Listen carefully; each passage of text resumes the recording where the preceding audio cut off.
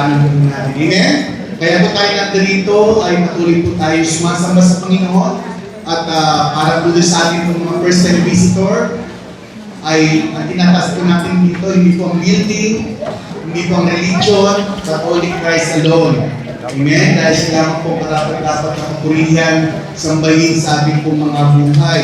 At ang kaligtasan po natin is pamamagitan lang ng ating pong Panginoon Yesus. Not religion, not your pastors, not kung sino pa man po mga organization, ang kaligtasan po natin ay nasa Panginoong Yesus lamang. Amen po ba? Amen! Masaya po ba kayo? Nandito kayo ngayon? Yes! So yung mas natabi ko kapatid, I'm so glad that you are here today. Peter, I'm so glad that you are here today. I don't know if I will speak English again. You know? And also we have a special visitors also from Fred. Your translator. Thank you so much for understanding me because I'm not too good in English. Maybe English New King James Version. Kaya medyo mahirap po intindihin. Anyway, hopefully we will be able to blessed by the Lord today dahil sa salita po ng Panginoon is to all people, lahat po ng tao, wala po siyang pinipili. Ang gusto niya, pagpalain po tayong lahat. Amen? Sabihin sa tabi mo, gusto kang pagpalain ni Lord. Yan. Amen. Praise God. So, ibiyan po rin ang ating po tatay lang na ni Marlene, yung ating po senior pastor for Vienna, Austria. Patuloy po pinapapos sa inyo ang kanyang pong pagmamahal, ang kanyang pong pagmamalangin, pagbati po sa bawat isa. At the same time sa akin po mahal na asawa na darating po sa susunod po ng mga Sunday because I will be leaving po tomorrow sa Malaga po. Ano po yung aming po talagang church na pinagmulan. But it's so happy, God is so good dahil bukas po ng gawain dito sa UK at tinawag pa kami ng Panginoon para gamitin niya muli dito. Amen? Kaya napapakita po kami mag-asawa. Hindi na po kami nakikita ng aking asawa. Just to serve the Lord. Amen? Masarap pala walang asawa. No?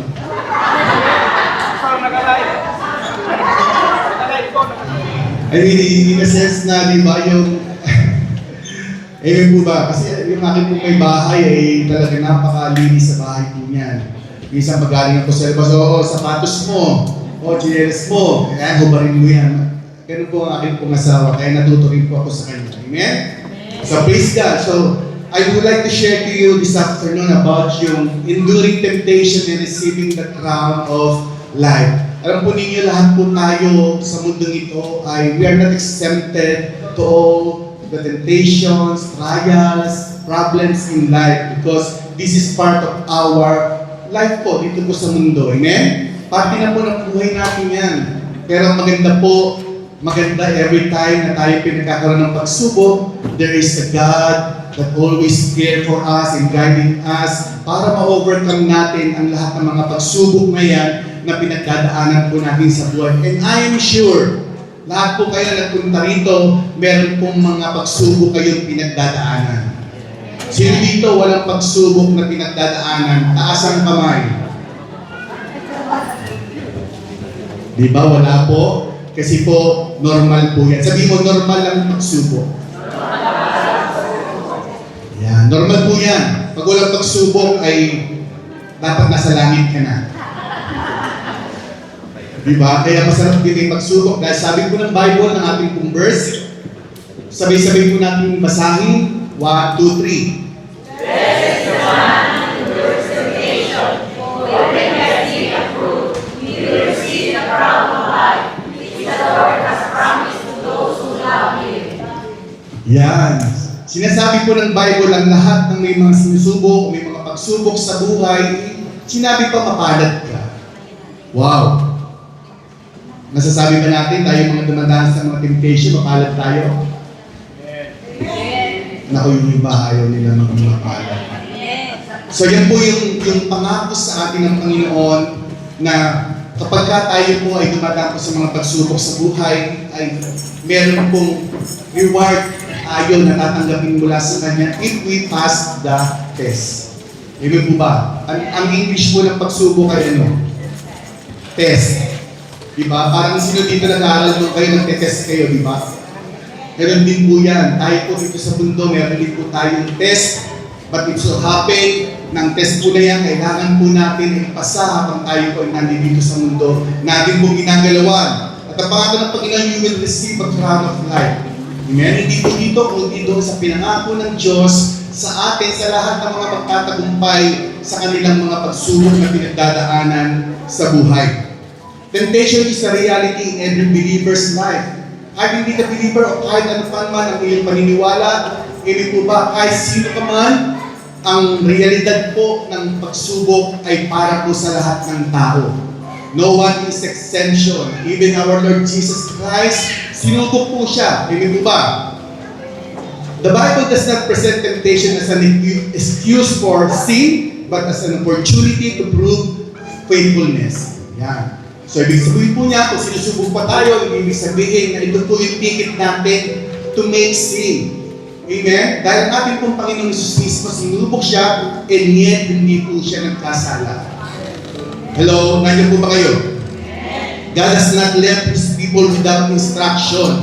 Kaya po tayo may Word of God, may salita ng Diyos, upang nang sa ganon, every time na tayo po ay dadaan sa mga matitinding pagsubok sa buhay, nandoon pong salita ng Panginoon to guide us, to lead us.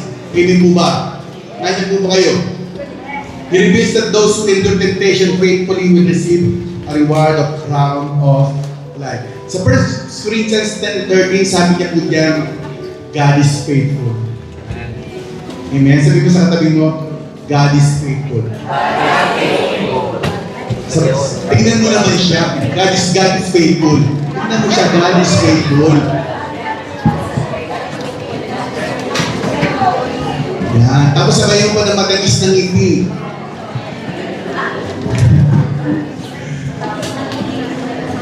Dapat po ang Diyos, sabi niyan, He will not allow us to be tempted beyond what you are able.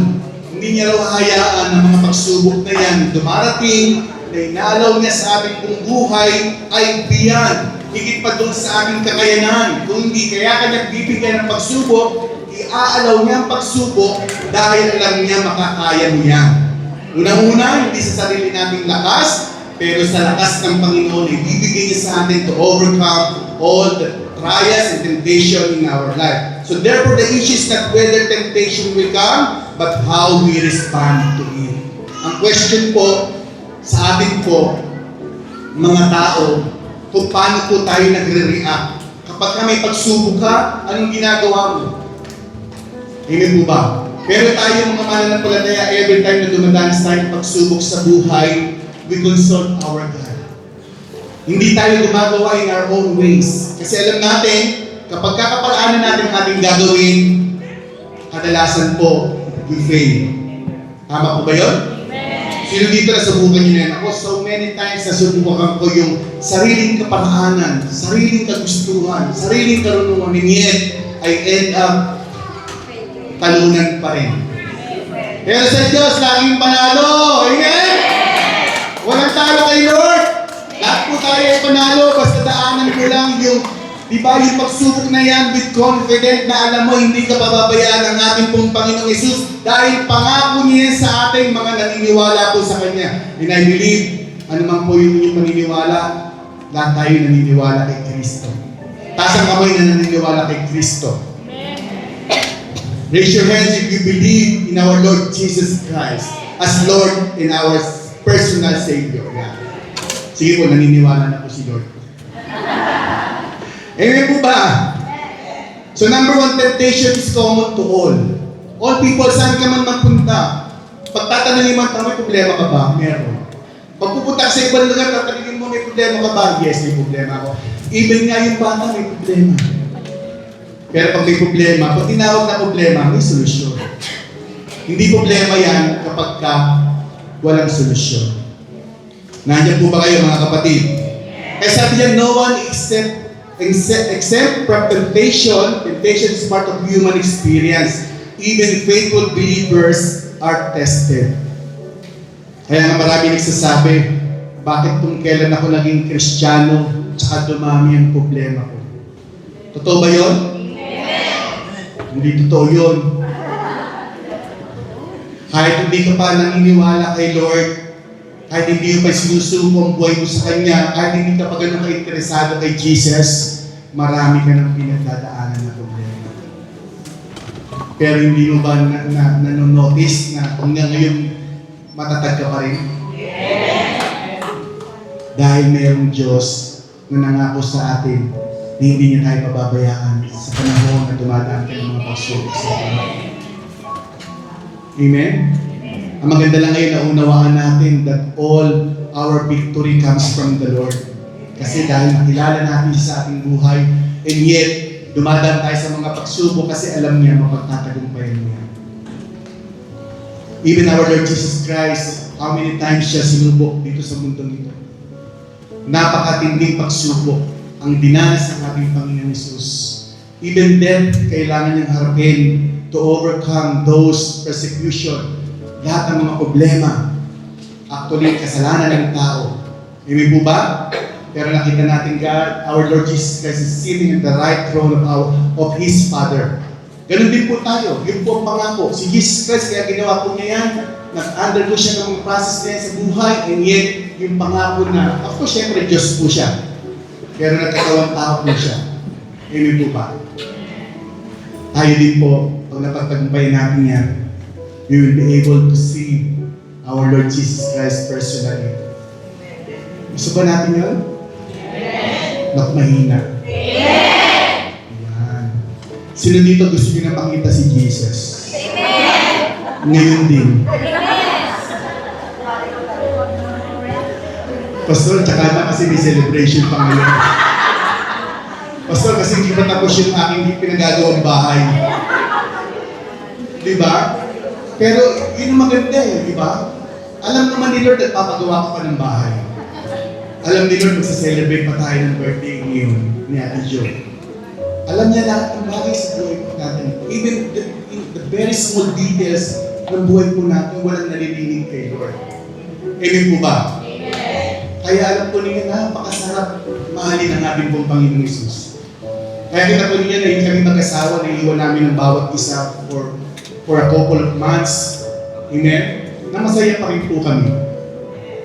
Hello? Kaya mo ba yan, Peter? If you leave your wife for 2 months, it's okay with you?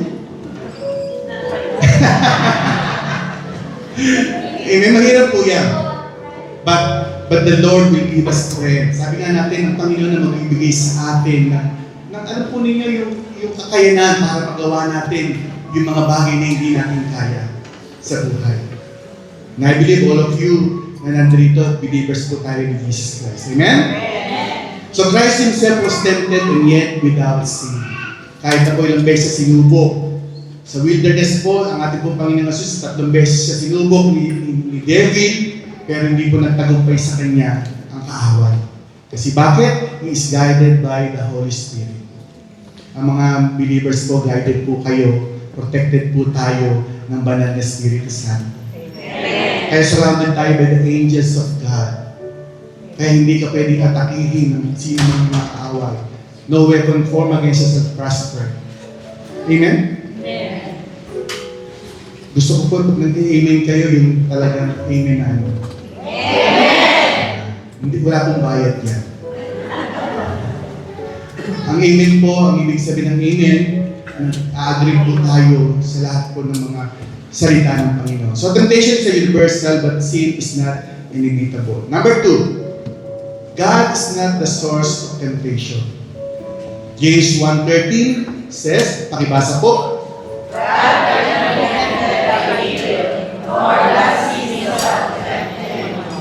yan. So kaya kapag dumadaan ka ng pagsubok, sabi mo, Lord, ano niya, binigyan mo na naman ako ng pagsubok. Alam ko naman, dami-dami ko ng problema, bibigyan mo pa ako rin. Alam ko ninyo, hindi gagawin ng Diyos sa atin. Nabibigay niya tayo. Iaalaw niya. Remember ko si Job. Sino nakakalam ng story ni Job? Amen. Dito, alam niyo ba yung story ni Job? Amen. Mabilis po yun para makakanta tayo. Dito rin. Alam niyo ba yung story? Mas malakas dito. Nasa nila. Ang story po ni Job, bago siya subukin ni devil, nagpaalam siya kay God. Sabi niya, ikaw naman, kaya naman, kasi meron silang conversation. Kaya naman, sinasamba ka, ni Job, dahil pinagpapala mo siya. Subukan mong alisin ang mga pagpapala na yan kung sasampayin ka pa ni Job at magiging tapat pa siya sa iyo sa paglilingkod niya sa iyo. Sabi niya, o sige, subukin mo. Kunin mo na yung kanyang kayamanan. So, it so happen, namatay yung kanyang mga asap, yung kanyang anak, yung kanyang mga negosyo na wala. Hindi po ba? Grabe pong pagsubok. Kaya lang naiwan yung asawa niya na nagpe-persecute sa kanya. Hindi naman sabi ni Job, kunin mo na rin yung asawa ko. Nandiyan po ba kayo? Sabi niya, o sige, ibibigay ko lahat yung nihiling mo para patunayan ko sa iyo na si Job, ma-overcome niya mga pagsubok na yan dahil hindi pinagpapala ko siya, dahil siya ay tapat na naniniwala sa akin. So sa madaling salita, inalaw ni Lord. Huwag mo lang siya papatayin. Ayun po ba? To make the long story short, alam po natin ang nangyari after the trials in his life ni Job. Nawala yung kanyang 500 camels, yung kanyang mga tupa na 500, namatay yung kanyang mga anak, yung kanyang negosyo. Nawala. Nung na-overcome niya, napagtagumpayan niya mga pagsubok na yan, naging doble ang kanyang pagpapala. Amen. Amen po ba? Amen. Yung 500 na camels naging 1,000. Yung 500, wow! Talagang ganyan si Lord, amen? Kaya nga po, testing lang. Kaya kapag ka napagtagumpayan mo mga pagsubok mo, alam po ninyo ito hindi na gusto ni Lord that we overcome the trials in life to receive the blessing that He promises to all of us. Pero ang gusto ng Panginoon, ma-develop yung trust natin sa Kanya. Ma-develop yung dependency natin sa Panginoon. Amen po ba? Yan ang pinaka-importanting gusto na mangyari ni Lord sa lahat ng Kanyang mga sumusunod sa Kanya. Because in this world, sabi niya, you have tribulation, but take heart, I have overcome the world. Amen po ba? Amen. Sino po mga Ilocano dito? Amen. Doon sa mga bisita natin. Mga Ilocano. Mix, okay. Mga Ilocano po, mga generous po yan.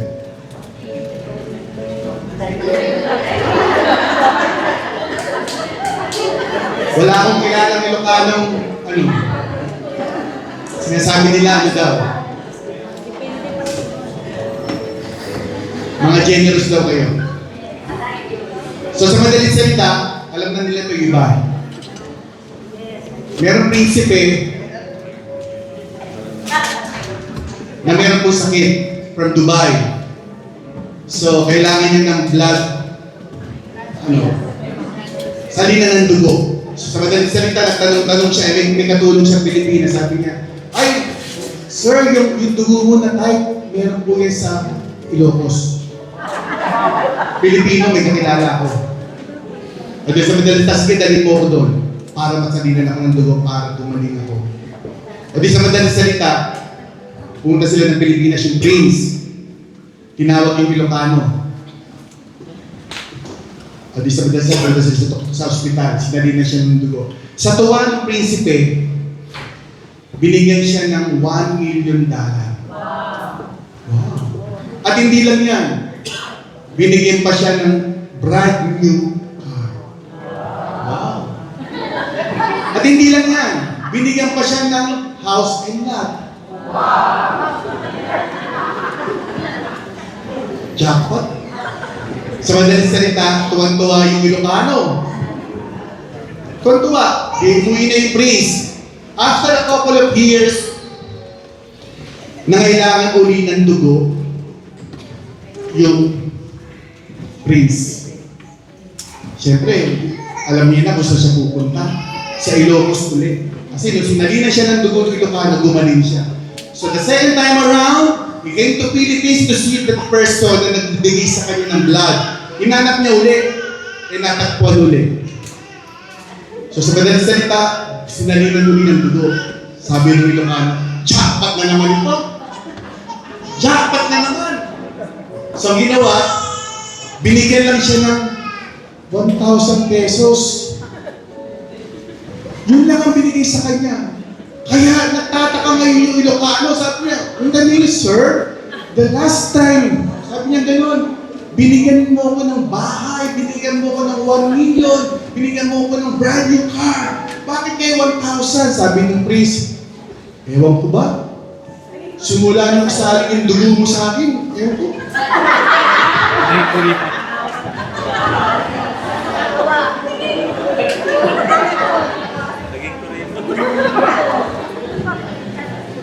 Naging ganito na yung anak ko, sabi ko ganyan.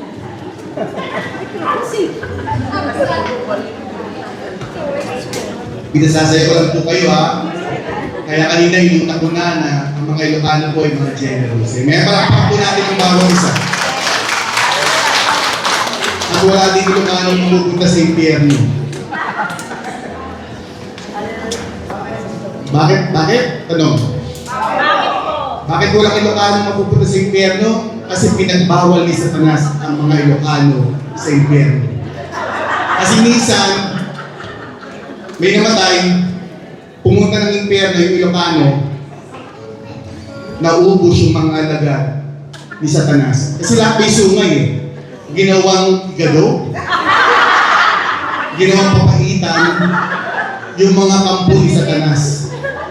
Kaya sabi niya next time, huwag na kayo magpapapasok ng Ilocano dito sa impyerno. Nauubos yung mga alagad ko. Huwag po kayo masyado seryoso. Amen? Praise the Lord. So God cannot be tempted by evil, nor does Himself tempt anyone. Amen? So inaalaw po niya, but He does not attempt to sin. Temptation arises from one another's source. Sabi ng James 1:14-15, temptation comes from our own desire. Diba minsan napapaibig tayo na halimbawa, may nakita kang bagong bag, LV, MK. Minsan nakita mo yan, ang presyo niyan, magkano ba MK dito? 1,000? O more than. Talagin natin 1,500. Sige na, 1,500. Ang sweldo mo lang, 1,000. Kulang mo ng 500. Pero dahil nag-design ka, gustong-gusto mo na bilhin yung bag na yan, nagsimula lang na sa design. Hanggang sa isip-isipin mo na yung pag-ibig sa bahay, ito bagay sa akin yun ha. Social ako dito pag meron akong pera. Eh paano may problema?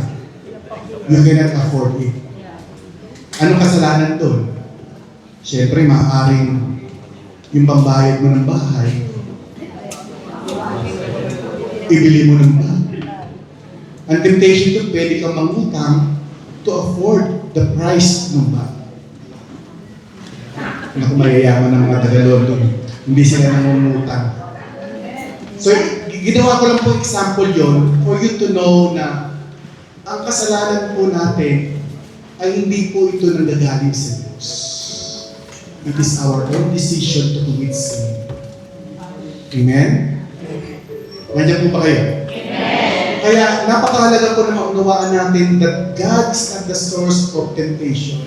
Kaya pag may problema ka, huwag mo sisihin si Lord. Ako ba naman, Lord, hirap-hirap na nga ako, ganito pa. Nawalan pa ako ng trabaho. Ako ba naman, Lord, sometimes people is blaming the Lord sa mga pagsubok nilang pinagdadaan. Instead na, di ba magpasalamat, Lord, thank you. Kasi, buhay pa ako. Kasi hindi ako katulad ng mga taga-Africa. Ang iniinom nilang tubig is contaminated, napakarumi. Samantalang ako dito sa UK, fresh ang tubig. Samantalang ako kumakain ako 3-4 times a day. Ang mga Pilipino, 6 times a day kumakain. Diba? Naku po ninyo, kaya don't blame God. Sabi mo sa katabi mo, do not blame the Lord. Yeah, wala po dito niya. Number 3, temptation follows dangerous process. So yung po sinasabi ko kanina, di ba? Kapag ka-entertain natin yung mga temptation na yan sa buhay po natin, it will become dangerous at the end. Sa una, masarap po na magkaroon ng bag, pero later on, you will suffer. Tama po, mali? Magsasuffer ka, magsasuffer ang pamilya mo, magsasuffer yung gastusin mo, yung financial mo, and so on and so forth. Dahil lang yun doon sa desires na na-commit natin. Hello? Hanggang sa mapunta sa sin. And sin, sabi ng Romans 6:23, the wages of sin is death. Mawawala yung kaligayahan natin, mawawala yung kapayapaan natin kapag na-commit na natin yung sin na yan sa buhay natin. Pero the good news is, kahit ano po yung mga kasalanan natin sa buhay, there's a faithful God who always ready to embrace and forgive us to all the things we are committed against His will. Amen? Nandiyan po ba kayo? Mga kapatid? Unchecked desire leads to spiritual distraction. Kaya palagi chinecheck natin ang ating sarili para hindi tayo pumunta sa ganun. Huwag tayo mag-desire sa mga bagay na hindi mo afford. Huwag kang mag-desire sa mga bagay na hindi naman sa'yo. Di ba sabi ng Bible, do not covet. Hello? Kasi kapag nag-commit ka na yan, you will start suffering. Magsasuffer po tayo. Kaya maganda po sa salita ng Panginoon, kapag nababasa po natin siya, it reflects who we are. Amen? That we always need the Lord in our life. Parang sa ganun, He can direct us, He can direct our paths straight. Sa araw-araw na decision natin sa buhay, maaari tayo magkamali, but kung meron kang Diyos, relasyon sa Panginoon, pwede kanyang i-lead, pwede kanyang igabay sa lahat ng nangyayari sa buhay natin. Enduring temptation brings approval. When He has been approved, sabi niya, endurance proves that we have a genuine faith. Amen? Lalabas yung tunay na pananampalataya po natin sa panahon na tayo po ay dadanas ng mga temptations sa buhay. Who will be, ano pipiliin mo? Sino pipiliin mo? Pagdating na may mga temptation tayo. Do your own thing? God tests to refine, not to destroy. Katulad daw po tayo ng mga goal. Pag tunay kang goal, iladaan ka sa apoy. Paglabas mo doon, kailangan gold na lumabas. Pag tanso yan, peke yung pananampalataya natin. Amen po ba? Amen. I-welcome mo lang ang mga pagsubok sa buhay, kapatid. Enjoy! Katulad ni Paul, kahit marami sila mga pagsubok sa buhay, and yet, nagpupuri sila sa Diyos, nagpapasalamat sila. Despite nakakulong si Paul ng mga panahon na pinipersecute sila, because they are doing the will of God. Amen? Alam po ninyo, kapag ginagawa natin ang kalooban ng Diyos, hindi ka niya pababayaan. Amen? Amen po ba? Amen. Kung may pagsubok ka sa buhay, He will lead you, He will guide you. Yan po ang Diyos na sinasamba natin. Tapat at mabuti. He knows everything. Tested by result in honor and glory God. Ang gusto ng Panginoon, mapagtagumpayan natin every challenges, every temptation na pagdadaanan po natin sa Lord. Because it will glorify the Lord. Kasi napapakita yung power. Nakikita yung ano ng Panginoon dito. Amen? Yung kanyang glory every time na tayo po ay napapas natin yung mga test na yan sa buhay po natin. So endurance reveals true faithfulness po natin. Amen? And number 5, God provides a way of escape. 1 Corinthians 10:30, sinabi niya doon, God will also make the way of escape. Kaya kung meron ka mga pagsubok ngayon, kapatid, na para bang hindi ka makalabas. Amen? Maaari some of you ay may ganun sitwasyon. Kapatid, it is not the end of your word. Amen. Makakalabas ka dyan. Sabihin mo sa sarili mo, makakalabas ako dito. I know in my heart, lahat po tayo may mga ganun mga sitwasyon. Pero God is offering His power, offering His guidance to us so that we can be able to go out, to escape. Amen? With confidence sa pagsubok natin sa buhay. Alam po ninyo ako, para po sa mga bisita natin, every time na may mga bago bumisita kayo, I want to share my testimony to you. Para lang sa ganun, makita po ninyo that God is really working sa buhay ko natin. Wala siyang tinatang.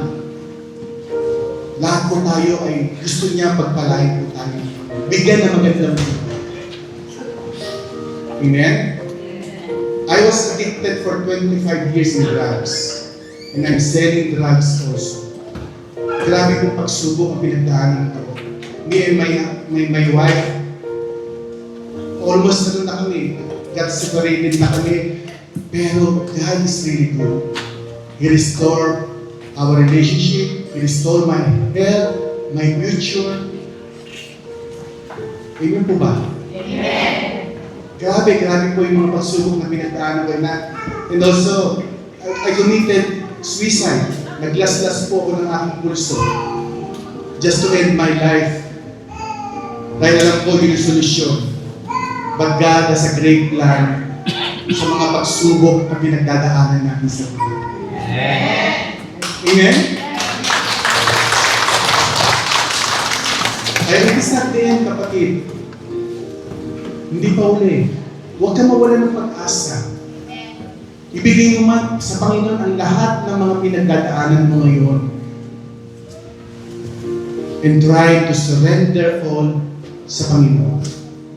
Sinubukan mo na yung way mo. Sabi ko nga, at the end of the day, you found yourself losing or the losing side. Pero kay Lord, lagi ka nasa winning side. Amen? Sino ba magkakala na ako'y dating drug addict? Na mukhang anghel na yun.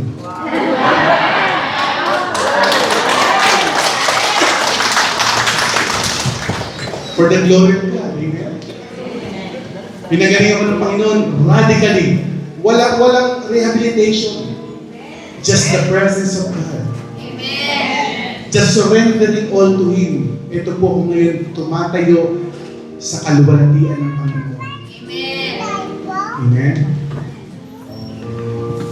Nandiyan po ba kayo? Amen. At marami pang mga tao ang katulad ko. Hindi man katulad ko ng patotoo, pero different kinds of past nila. Kaya napatunayan natin lahat na tapat ang Diyos sa mga pagsubok na pinagdaanan natin. Amen po ba? Kaya rejoice! Amen? Rejoice always, sabi ng Bible, even you facing circumstances of life, because this is the will of our Lord Jesus Christ. We also suffer with Him. Not only blessing lang ang makita natin sa Panginoon, but we have to suffer with our Lord Jesus Christ. Because sabi niya, suffer now, enjoy later. Ano gusto mo? Enjoy now ang buhay mo o suffer later? Suffer now? Kaya pag may pagsubok po, natural yan. Ibig sabihin, nakikiisa po tayo sa ating Panginoong Yesus, pinagdaanan niya ang mga sufferings niya, and yet, He is sitting at the right, hand of our God Creator. Sabi niya, the temptation is never beyond control. God provides strength and way out.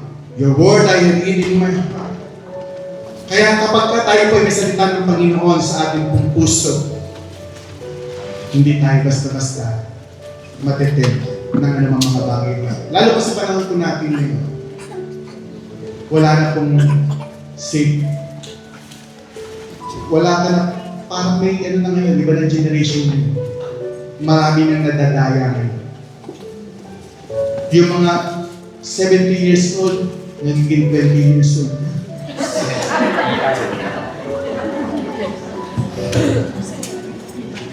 Puso na AI na yun. Kaya tingnan mo yung katabi mo, baka AI yan.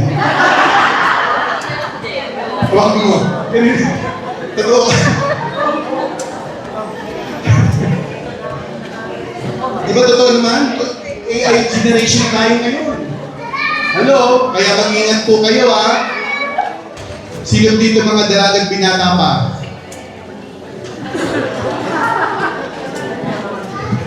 Wala na. Praise God. Kung byuda, sino mga byuda? Ayaw mami. Okay lang po yan. Amen? Hindi ka nag-iisa. Kasama mo ang Panginoon. Forever. Kay Lord lang may forever. Dito sa mundo walang forever. Amen? Kaya sabi ng mga naliligaw sa inyo, mamahalin kita hanggang sa dulo ng daigdig. Amen? Kung pupunta ka sa langit, iaabot ka sa iyo yung mga stars. Alam mo na, paniwala ka. Nung nagsama na kayo, binugbog ka, dami mo nakita ang star na kayo. Di ba? Ganyan po ang mundo po ngayon. Pero meron pong Diyos na mabuti, tapat sa kanya pong mga pangako. Amen? Victory is possible through God's provision. Lastly, the reward, the crown of life. We will receive the crown of life. So sabi ng Revelation 2:10, be faithful until death, and I will give you the crown of life. Manatili po tayong tapat. Amen? Huwag kayo susuko. Sabi mo sa katabi mo, huwag kayo susuko kahit may magsuko. Pag sumuko ka, talo ka. Huwag susuko. Amen? Kahit bugbog sarado ka na, ayun pa rin. Hindi, ibig sabihin bugbog sarado na problema, ha? Tayo pa rin. Lapit pa rin kay Lord. At sigurado, tatayo ka muli. Babangon ka muli. At tutulungin mo sila.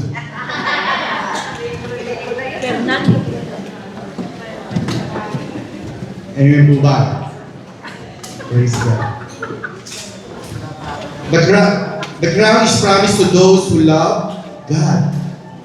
It is given to those who will endure faithfully. The reward is eternal. Yung in-offer ni Lord sa atin na reward po, hindi lamang po yan dito panlupa, kundi yung eternal life. Naniniwala po ba kayo sa langit pero ka ng mansion? Amen! Sino naniniwala taas ng Panginoon? Kaya sabi mo, huwag ka na magpagawa ng mansion. Kasi iiwan mo naman yung mansion mo dito. Meron na naghihintay sa'yo ng mansion sa langit. Amen?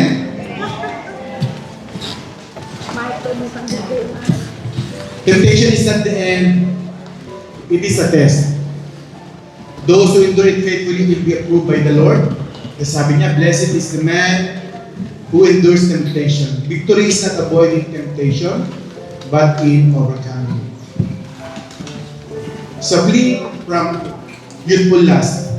Run with perseverance. Do not entertain temptation. Resist it. Amen? Pag natutokso ka, resist it. Amen po ba? Amen! Pag halimbawa sa family mo, maraming problema, huwag mo isuko pamilya mo. Ipaglalaban ko. Sabi mo, hanggang sa dulo ng mundo. Ipaglaban natin ang ating family. Do not give in, endure it. Do not lose focus sa ating Panginoon who is the author and finisher of our faith. Huwag mo tingnan yung kabila bilang problema. Tingnan mo si Jesus. Hindi mo namamalayan, dadaanan mo lang yung mga problema niya. At the end, panalo ka. Amen po ba? Yes! So endure today, receive the crown tomorrow. Okay lang sa Paris mo ngayon. 70, 80 years old ka, okay na yan. Pero sa langit, naghihintay sa iyo ang kalwalatian ng Diyos. Kaya ibigay mo sa Panginoon ang buhay mo. Let Him be the Lord, Master, Ruler of our life. And I will assure you, katulad ko po, akala ko katapusan na ng buhay ko. I will end up in a mess situation. And yet, God has given me this opportunity to serve Him, to be with Him. Amen? To receive all the blessings, not material things. Amen? But yung blessing na may kapayapaan. Meron kang kaligayahan. Tunay na kapayapaan. Tunay na kaligayahan. Amen? Kahit wala kang pira, Masaya pa rin. masaya ka pa rin. Amen. So, dito walang pera. Okay kayo, lahat kayo may pera. Ay. Kaya huwag kang malungkot. Amen? Yung mga tao nga, wala talaga sila, pero ikaw marami kang pera. Marami ka pang kaibigan. Amen? Pero paramihin po natin sa buhay natin ang relasyon natin sa Diyos. Kasi mawawala yung pera mo. Mawawala ang kayamanan mo. Mawawala even yung mga mahal mo sa buhay. Pero si Lord hindi siya mawawala sa iyo. Ganyan kakamahal ng ating Panginoon. Kaya niya inaalay ang kanyang buhay sa atin to show you His love. Amen? That's why we gather today.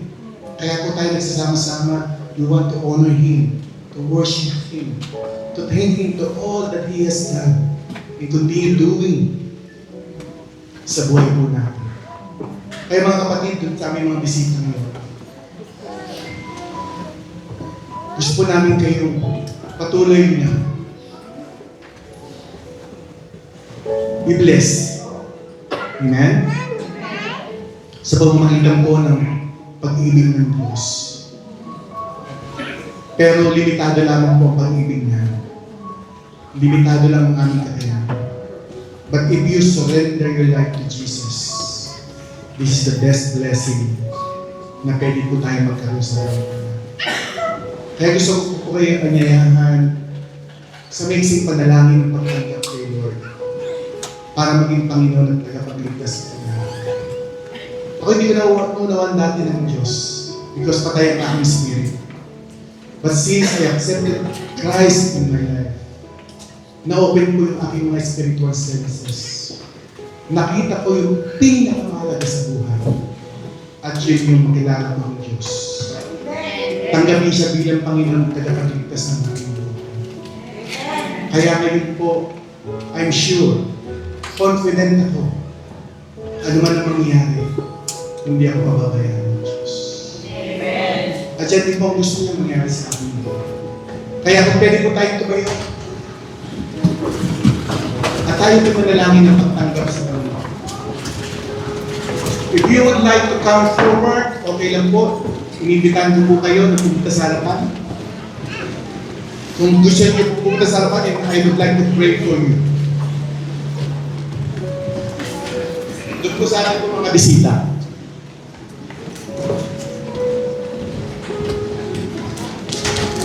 Gusto niyo po pumunta sa harapan? Gabayan ko lang po sa short prayer lang po sa acceptance sa Panginoon Jesus. This is the opportunity po na binibigay sa atin ng Diyos. Hindi po aksidente na nandito kayo ngayon. Sige po, lapit kayo dito. Yan. Sige po, huwag po kayo maiyak. Kay Lord po kayo naman dapat, hindi po sa akin. Mahal po tayo ng Panginoon. Wala po siyang tinatangi. Ano man ang race natin, ano man ang ating language. God loves lahat ng kanyang manilikha. Huwag niyo po sayangin ang opportunity na ito to accept our Lord Jesus Christ sa buhay po niyo. And I'm sure, after this, lalo niyong mai-enjoy ang buhay. Kaya, I will lead you to a simple prayer of acceptance na. Tanggapin niyo lang ang Panginoong Jesus ng buong puso. Sabayan lang po ninyo ako, repeat after me. But do it with all your heart. Hindi po kayo sa akin. Ang tatanggapin po ninyo ang Diyos na naliligtas sa akin. You can close your eyes and we will pray together. Samahan po natin sila mga kapatid. Sige po, Panginoong Jesus, maraming salamat po sa inyo sa pagtubos sa aking mga kasalanan. At dahil doon, naranasan ko ang kagalingan. Naranasan ko ang kapayapaan. Sa mga oras po na ito, humingi po ako ng tawad sa inyo. sa lahat ng aking mga nagawang kasalanan. Sa isip, sa salita, at sa gawa. Hugasan po ninyo ako ng inyong makapangyarihang dugo upang nang sa ganoon, ako'y maging karapat-dapat sa inyo. Sa araw na ito, tinatanggap ko po kayo bilang aking Panginoon at aking tagapagligtas. Simula po ngayon, kayo na ang maghari sa aking buhay. Mangyari ang gusto mo at susunod lamang po ako. Isulat din po ninyo sa aklat ng buhay ang aking pangalan. So I will be with you pagkatapos ng buhay dito. In Jesus' name. Amen. Praise God. Salamat po sa inyo. God bless po. God bless po sa inyo. Salamat po sa inyo. God bless po. Sige po, tayo po yung closing prayer and we will start our program po para kay video. Can we end with prayer? Sabay-sabay po natin basahin ito. Ito po yung po natin, panalangin po ng ating pong iglesia para po ito sa lahat. Okay. Father, help us to be people who always give up and never give up, who always encourage and never discourage. People in the church who take the message to go, everywhere we go, everyone we meet. In Jesus' name, Amen. Amen. So, manatili po tayo na tayo at mag-uuna po tayo ng picture and then susunod po tayo sa program natin. Sige po, still po kayo yan. Papapicture naman tayo. Hindi po kompleto ang buhay natin pag wala nito.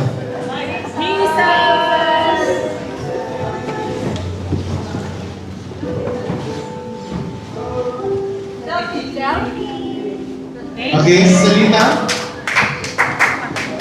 Sige po, tayo po yung makaupo lang muna at mayroon po tayong short program lang para kay Ate Jo sa ating pong birthday celebration. Salamat po sa inyo.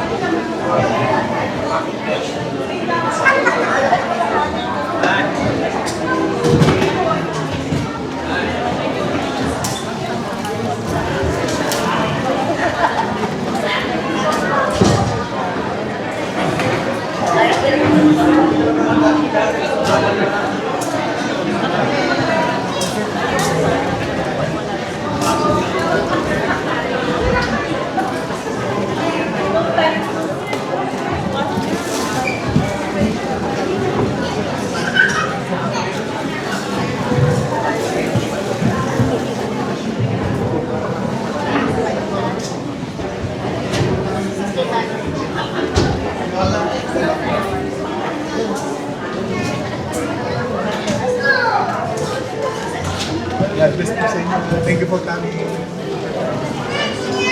God bless po sa inyo.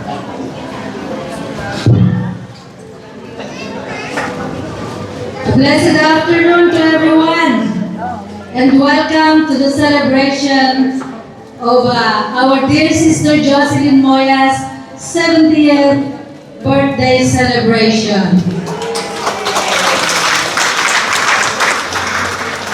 As we begin our celebration this afternoon, may I request that everyone should sit and relax for this exciting event. Amen. Today is the day that the Lord has made, and we will rejoice and be glad in it as we celebrate the 70th years of goodness and faithfulness of God in the life of our Ate our friend, sometimes we call it Nanay Mama Jo. Amen. So, I would like to give a special acknowledgement sa lahat po ng bisita ni Ate Jo.